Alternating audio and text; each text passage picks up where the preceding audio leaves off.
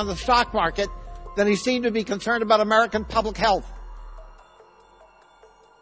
And that's shameful, and you can't cover that up. That this administration was not prepared for this crisis, and it put lives at risk, American lives at risk.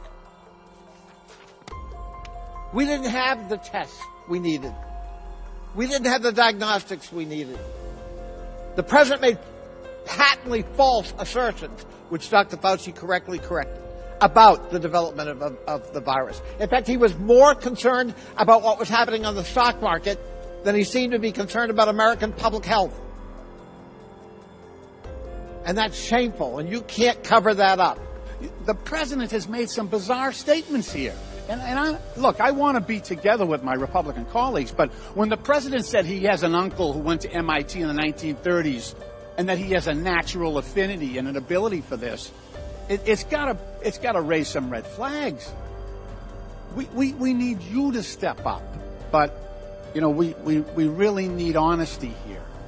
And when the president is making statements like this, we need pushback from the public health officials. The cases are not going down. The American people should be aware of that. You should be forthright in explaining that.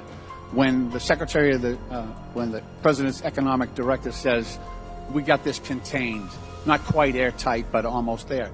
We need you, our public health officials, to step up and say that is not true. That is hurting us. That is making the spread of this virus more extended, more prolific. Mr. Lynch, I appreciate your comments, but I can tell you absolutely that I tell the president, the vice president, and everyone on the task force exactly what scientific data is and what the evidence is. Yeah. I have never, ever held back telling exactly what is going on from a public health